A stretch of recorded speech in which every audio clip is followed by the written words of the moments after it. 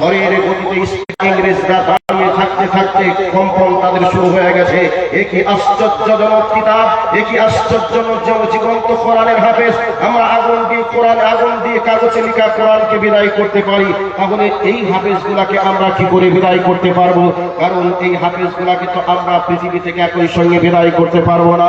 পৃথিবীর কোন একটা প্রান্তরে যদি কোরআনের একটা হাফেজ বেঁচে থাকে আর কম্পিউটারের সামনে যদি বসে যায় আর এই অবস্থায় আলিফ লাম দিয়ে যদি শুরু করে, একবারে পা দিয়ে শুরু করে যদি সিন দিয়ে শেষ করে, তাহলে গোটা কোরআনটাকে একদিনে 100 কোটি কোরআন ছাপানো সম্ভব হবে। কাজেই পৃথিবী থেকে জীবন্ত এই কোরআনগুলিকে বিদায় করা সম্ভব হবে না। যেই জীবন্ত কোরআনের হাফেজ আপনাদের অক্লান্ত পরিশ্রমের টাকা খরচ করে যাদের ভিতরে যাদের সিনাই গেঁথে দিয়েছে পবিত্র আল কোরআনকে, একটা জীবন্ত কোরআন আপনাদের সামনে দাঁড়িয়ে আছে। গোটা পৃথিবীর কাগজের কোরআনকে পুড়িয়ে দেওয়া সম্ভব হবে, বঙ্গোপসাগরে ফেলে দিয়ে বঙ্গোপসাগরকে বন্ধ করে দেওয়া সম্ভব হবে, কিন্তু গোটা পৃথিবীর হাফেজদেরকে একই সঙ্গে কি বিদায় করা সম্ভব হবে? পশ্চিমকালেও সম্ভব হবে না। এই হুফাজে কোরআন আজকে আপনাদের খেয়ে আপনাদের পড়ে আপনাদের হাড় ভাড়া পরিশ্রমের টাকায়, আপনাদের ঘাম ঝরানো পরিশ্রমের টাকার বিনিময়ে মাদ্রাসা তৈরি হয়েছে।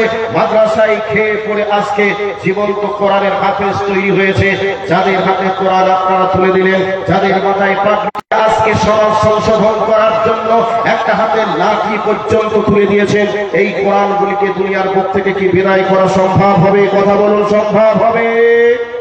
সম্ভব হবে না, সম্ভব হবে না।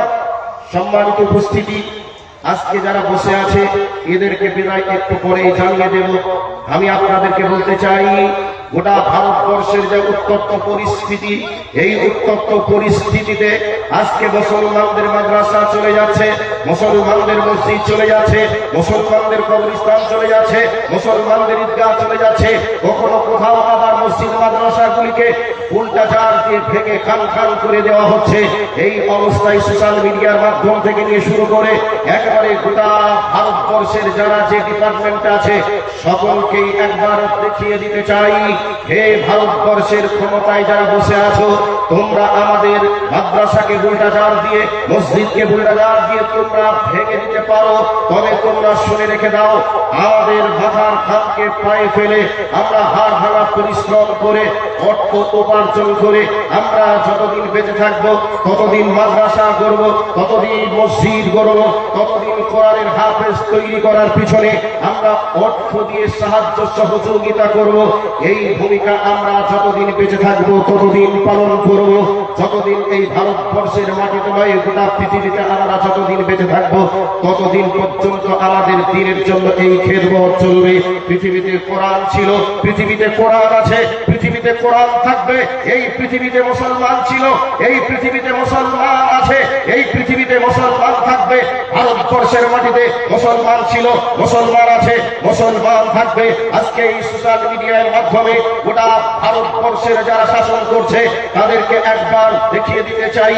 সেই দিকে লক্ষ্য রেখে আমি আপনাদের কাছে বলবো, কোরআনের একটা হাফেজ তৈরি করার পিছনে অনেক টাকা তার বাপ খরচ করেছে, অনেক খাদ্য খাইয়ে তার জায়গিরিরা টাকা টাকা খরচ করেছে সাদাকায়ে জারিয়া হিসাবে।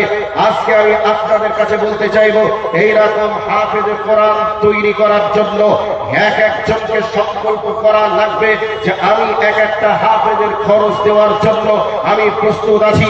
তবে এই ভাঙা মঞ্চে, ভাঙা সভার ভিতরে আমি বলতে চাই, বেশি কিছু বলবো না, একজন সিংহের মতো গর্জন করে উঠে বলবেন, মাওলানা একজন হাফেজের পিছনে কয় টাকা খরচের কথা বলছেন। আমি বেশি কিছু বলবো না। একজন এমন কোন ধর্মপ্রাণ আছেন, এমন কে আছেন যাকে সোশ্যাল মিডিয়ার মাধ্যমে গোটা ভারতবর্ষের মাটির চিনে রাখতে পারবে? সেই রকম একজন ব্যক্তি সিংহের মতো গর্জন দিয়ে বলবেন, আমি এই হাফেজে কোরআন তৈরি আমার ছেলেকে যদিও করতে পারিনি, কিন্তু এই মাদ্রাসায় যে ছেলে তৈরি হয়েছে ওটা মনেই করে নিব আমারই ছেলে। ওই ছেলের খরচের জন্য আমি 10,000 টাকা দেব।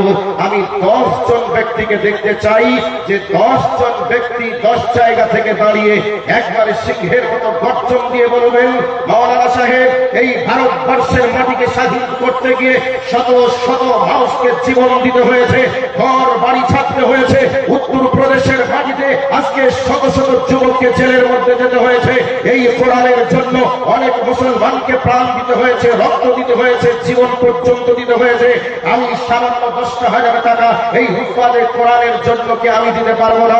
এই স্বপ্ন রেখে, এই এই উদ্দীপ্ত ঈমান রেখে আপনাদের কাছে দাবি রাখলাম, একজন সিংহের মতন গর্জন দিয়ে বলবেন, আমি 10,000 টাকা দিব। আপনি উঠে দেওয়ার সাথে সাথে আরো 9 জন তৈরি হবে ইনশাআল্লাহ। একবার নারায়ে তাকবীর দেব, আর একজন সঙ্গে সঙ্গে বলবেন যে আমি 10,000 টাকা একটা হাফেজের পিছনে খরচ করার জন্য প্রস্তুত আছি। এই সাদাকায়ে জারিয়ার সিলসিলা চালু করার জন্য একজন উঠে দাঁড় হন, নিশ্চয়ই 9 জন উঠে দাঁড় হয়ে যাবে, এটা আমার মন বলছে। সেই দিকে লক্ষ্য রেখে একবার নারায়ে তাকবীর আওয়াজ দিই, জোরে বলে নারায়ে তাকবীর। একটা আওয়াজ দেন আরো জোরে, নারায়ে তাকবীর। একজন উঠে দাঁড়াতে ভাই দেখি, কেউ কি আছেন? একজন 10,000 টাকা, বেশি নয়, একজন বলবেন আমি 10,000 টাকা দিব। আমার সম্মানিত সভাপতি হাফেজে কোরআনের কত মর্যাদা, কত ফজিলত, উনি অনেক জ্ঞানগর্ভ আলোচনা কোরআন এবং সুন্নাহকে সামনে রেখে করেছেন। কাজেই ওই ফজিলতের দিকে আমি আর গেলাম না। আমি শুধুমাত্র হাফেজে কোরআন, গোটা কোরআনকে সিনাই বারণ করে রেখেছে, গোটা পৃথিবীর মাটিতে দ্বীনের দাওয়াত, কালেমার দাওয়াত পথ পথ করে করবে। কাজেই সেই দিকে লক্ষ্যকে একজন কেউ কি আছেন যিনি 10,000 টাকা দিবেন? একজনের কাছে চাচ্ছি 10,000 টাকা। একজন উঠে আসুন তো ভাই দেখি, তাড়াতাড়ি একজন। আমি বক্তব্য শুরু করব, শুধুমাত্র আপনাদের ঈমানি চেতনা, ঈমানি স্পিরিট আপনাদের বাড়ানোর জন্য শুধু এই জায়গায় এসেছি। একজন 10,000 টাকা। অনেক ব্যবসায়ী ভাই আছেন, অনেক কৃষক ভাই আছেন, অনেক চাকরিজীবী ভাই আছেন, একটু মুখটা খুলে বলুন 10,000 টাকা দেওয়ার জন্য আমি প্রস্তুত আছি। একজন কেউ কে আছেন? যদি বলেন মাওলানা 10,000 টাকা নোট হয়ে যাচ্ছে, বেশি আমি পারবো না, তবে 5,000 টাকা পারবো, তবে একজন উঠে আসুন তো এই হাফেজে কোরআনদের দেওয়ার জন্য 5,000 টাকা। একবার নারায়ে তাকবীরের আওয়াজ দিই। একজন সর্বপ্রথম আসুন, শুরু করলে ইনশাআল্লাহ সার শেষ হয়ে যাবে। একজন উঠে আসবেন, নারায়ে তাকবীর। একজন কেউ আছেন? কেউ নেই? একজন আল্লাহর রাস্তে মেহেরবানি করে একজন মুখটা খুলুন। এতগুলো মানুষ আপনারা আছেন, এতগুলো মানুষের ভিতর থেকে যদি এই কোরআনের জন্য একজন যদি 5,000 টাকা বার না করতে পারেন, তাহলে আমরা ইসলামকে কি করে পৃথিবীর বুকে আমরা টিকিয়ে রাখবো? কেউ কে আছেন? আল্লাহ যে কোরআনকে বলেছেন যে আমি অবতীর্ণ করেছি, আমি সংরক্ষণের দায়িত্ব নিয়েছি, সংরক্ষণের দায়িত্ব এই হাফেজে কোরআনদের মাধ্যমে নিয়েছে। সম্মানিত উপস্থিতি, একজন উঠে আসুন, তার জন্য প্রাণ করে দোয়া দিয়ে আমি চলে যাব মুসাফির হালাতে। কেউ কি আছেন? একজন। আচ্ছা, আমি বক্তব্য শুরু করি, আশা করি আসবেন। বক্তব্য শুরু করি, একের পর এক আপনারা আসার চেষ্টা করবেন। ইন্নাল হামদালিল্লাহি নাহমাদুহু ওয়া নাস্তাঈনুহু ওয়া নাস্তাগফিরুহু ওয়া নাউযু বিল্লাহি মিন শুরুরি আনফুসিনা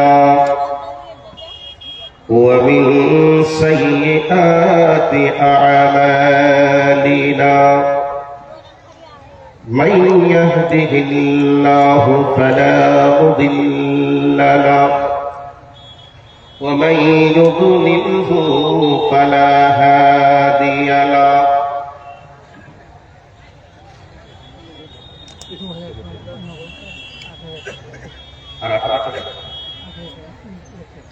কি নাম্বার? নারায়ে তাকবীর। আরে ভাই, আপনাদের আল্লাহু আকবার বলতে কি ভয় লাগছে? না আপনাদের এই বিহারে বিজেপি ক্ষমতায় এসে গেছে, জিতে গেছে, এই জন্য ভয় লাগছে যে নারায়ে তাকবীর আল্লাহু আকবার বললে আমাদেরকে অ্যারেস্ট করবে, এরকম ভয় আছে? নারায়ে তাকবীর। মুজাফফর সাহেব উনি বয়োবৃদ্ধ একজন ব্যক্তি, আপনাদের মতো যুবকদের মুখে চুনকানি ফেলে দিয়ে উনি চলে আসতেন 10,000 টাকা দেওয়ার জন্য। 2,000 টাকা নগদ, 8,000 টাকা বাকি। নারে তাকবীর, মাশাআল্লাহ, জাযাকাল্লাহ খায়রান জাযা ফিদ দুনিয়া ওয়াল আখিরা। আল্লাহুম্মা সাল্লি আলাইহি, আল্লাহুম্মা বারিক আলাইহি।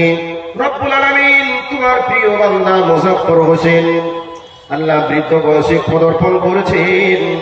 আল্লাহ তোমার কোরআনের ভালোবাসায়, আল্লাহ গো তোমার কোরআনের ভালোবাসায় আজকে 10,000 টাকা মাদ্রাসায় দান করেছেন। রব্বুল আলামিন তোমার কাছে সর্বপ্রথম যে আবেদনটা করব, তার জীবনের গুনাহগুলিকে তুমি মাফ করে দাও। জোরে বলে